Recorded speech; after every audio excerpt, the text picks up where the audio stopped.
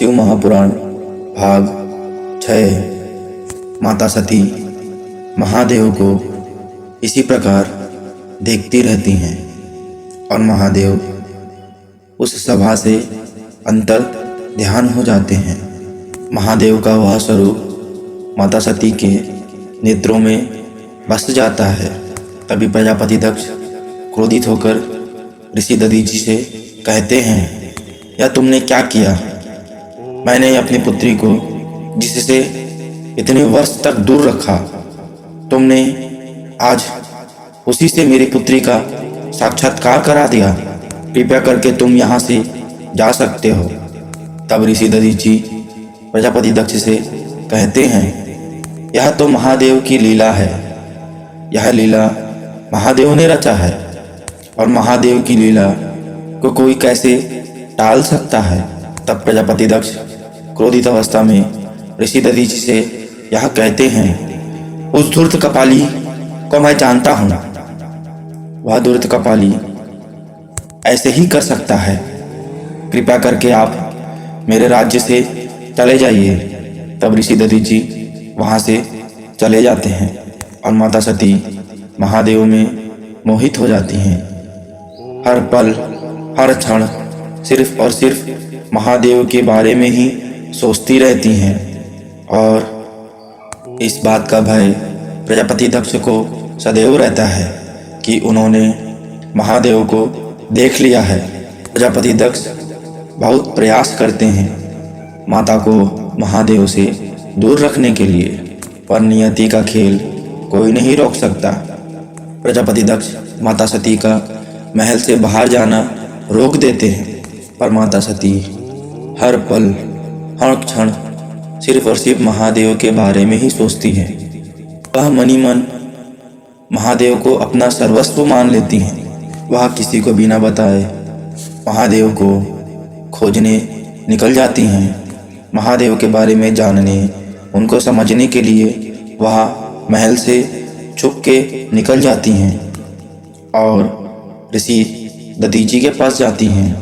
ऋषि दधीचि के पास जाकर वह महादेव के बारे में संपूर्ण जानकारी लेती हैं कि महादेव कौन हैं, उनके चेहरे पर इतना अलौकिक तेज कैसे है और उनके पिताजी महादेव से उनको दूर क्यों रखते हैं।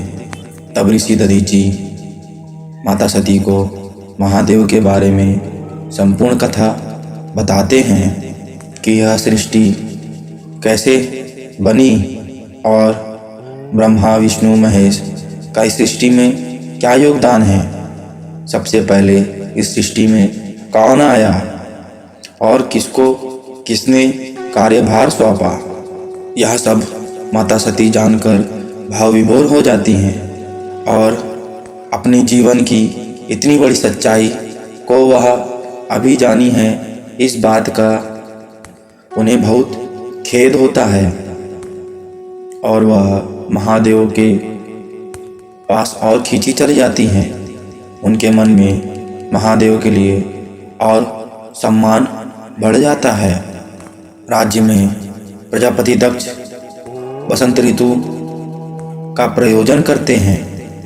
प्रयोजन में सभी को निमंत्रण भेजते हैं। सभी पुत्री, सभी जमाता, सभी देवी देवता, सप्तऋषि, ऋषि मुनि, राजाओं, सभी को निमंत्रण भेजते हैं। उस निमंत्रण बसंत ऋतु प्रयोजन में चंद्रदेव भी अपने दोनों पत्नियों के साथ आते हैं।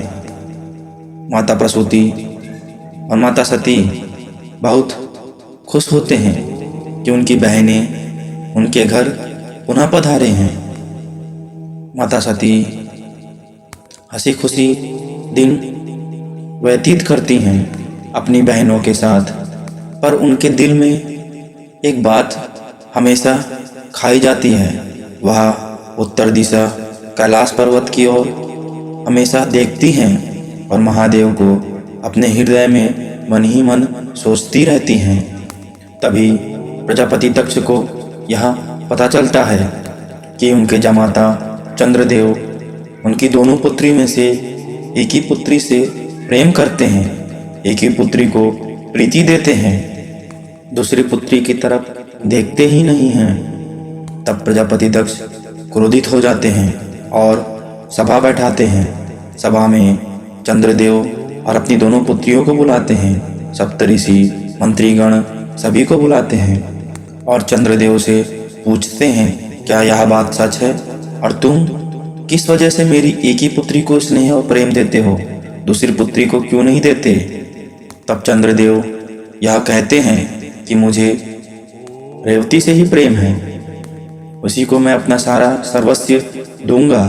तब प्रजापति दक्ष क्रोधित हो जाते हैं और भरी सभा के सामने चंद्रदेव को अपशब्द कहते हैं और चंद्रदेव को श्राप देते हैं। चंद्रदेव को क्षय होने का श्राप मिलता है प्रजापति दक्ष के द्वारा।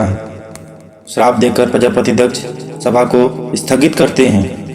यह बात सुनकर सभा में सब आश्चर्यचकित हो जाते हैं। चंद्रदेव सिर्फ एक देव ही नहीं हैं, उनका कार्यभार रात्रि में काले हुए अंधेरे जगत को प्रकाशमान करना, शीतल करना, नवग्रहों में अपना कार्यभार संभालना। चंद्रदेव के श्राप से सभी व्याकुल हो जाते हैं और सभी यह सोचते हैं, अगर चंद्रदेव नहीं रहेंगे तो फिर नवग्रह विमुख हो जाएंगे और संसार में प्रलय आ जाएगा। रात्रि में उन्हें प्रकाशमान कौन करेगा, शीतल कौन पहुंचाएगा? प्रजापति दक्ष को यह बात मालूम होती है कि अगर चंद्रदेव को क्षय होने का श्राप दिया तो नवग्रह विमुख हो जाएंगे, संसार में प्रलय आ जाएगा। इसीलिए प्रजापति दक्ष एक दूसरे ग्रह का निर्माण करने चलते हैं। चंद्रदेव की अनुपस्थिति में एक दूसरा ग्रह वहाँ पे स्थापित करना चाहते हैं। उधर ऋषि अत्रि और माता अनुसुईया बहुत रोते हैं, व्याकुल होते हैं और चंद्रदेव की दोनों पत्नियां भी अपने अश्रु नहीं रोक पाती हैं और यह बात माता सती को पता चलती है। तब माता सती इसका उपाय ढूंढने के लिए ऋषि मार्कंडे के पास जाती हैं। ऋषि मार्कंडे भी महादेव के बहुत बड़े भक्त रहते हैं। ऋषि मार्कंडे की कथा बहुत दुखदायी है, वह भी मैं आपको बताता हूँ। ऋषि मार्कंडे के माता पिता को कोई संतान नहीं हो रही थी। तब ऋषि मार्कंडे के माता पिता महादेव की घोर तपस्या करते हैं और महादेव प्रसन्न होकर उन्हें दर्शन देते हैं और वरदान मांगने के लिए कहते हैं। वरदान स्वरूप ऋषि मार्कंडे के माता पिता एक पुत्र की इच्छा रखते हैं। तब महादेव ऋषि मार्कंडे के माता पिता को यह कहते हैं कि आपको कैसा पुत्र चाहिए? वह पुत्र जिसका आयु कम हो पर वह अधिक बुद्धिमान हो, या वह पुत्र जिसकी आयु अधिक हो पर वह बुद्धि से कम हो?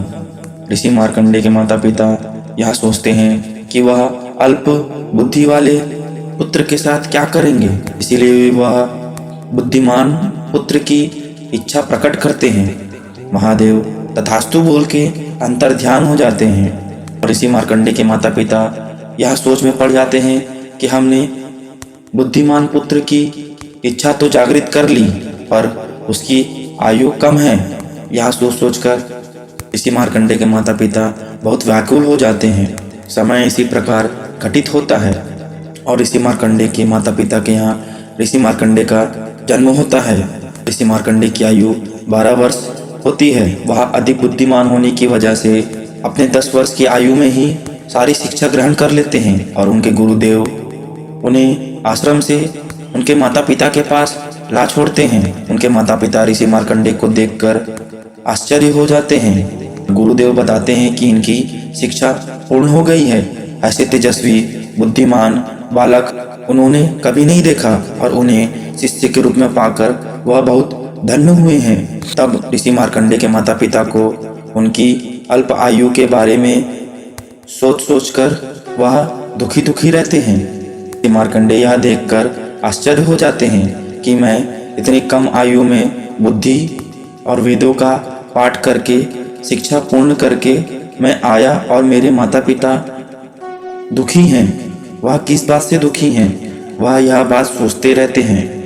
वह जब भी अपने माता पिता की ओर देखते हैं वह दुखी ही दिखाई देते हैं। एक दिन वह व्याकुलता से अपने माता पिता से उनके दुख का कारण पूछते हैं। वह कहते हैं, मैं आश्रम से जल्दी वापस आ गया, क्या इसीलिए आप दुखी हैं? पर मैंने तो अपनी शिक्षा पूर्ण कर ली है और गुरुदेव ने स्वयं मुझे यहाँ छोड़ा है। क्या आप चाहते हैं कि मैं वापस पुनः आश्रम चले जाऊं गुरु के पास? तो मैं ऐसा ही करूँगा। तब उनके माता पिता उनसे कहते हैं कि उनकी व्याकुलता का कारण यह नहीं है। तब वह पूछते हैं कि कृपया करके मुझे अपने व्याकुलता का कारण बताइए। ऋषि मार्कंडे के बहुत विनती करने पर उनके माता पिता उनको वह बात बताते हैं कि उनको कोई संतान नहीं हो रहा था। फिर उन्होंने एक दिन महादेव की तपस्या आरंभ किया और महादेव प्रसन्न होकर उन्हें वरदान दिया। वरदान में उन्होंने 2 संतान के बारे में व्याख्या की थी। एक संतान जिसकी आयु कम होगी पर वह बहुत बुद्धिमान होगा, और दूसरी संतान जिसकी आयु बहुत होगी पर वह अल्प बुद्धि वाला होगा। हमने जल्दी जल्दी में पहला वरदान मांग लिया, जिसके फलस्वरूप तुम जन्म लिए, और हमें इस बात का बोध न रहा कि तुम्हारी आयु अल्प है। तुम अपनी तेज बुद्धि के वजह से ही अल्प आयु में अपनी सारी शिक्षा ग्रहण कर चुके हो, पर हमें इस बात की चिंता रहती है कि तुम्हारी आयु अल्प है, 12 वर्ष की ही है। यही चिंता हमें व्याकुल करती है। यह सुनकर ऋषि मार्कंडे बहुत आश्चर्यचकित होते हैं। वह मृत्यु से भयभीत नहीं होते, अथवा वह यह चाहते हैं कि वह अपने माता पिता की सेवा करें।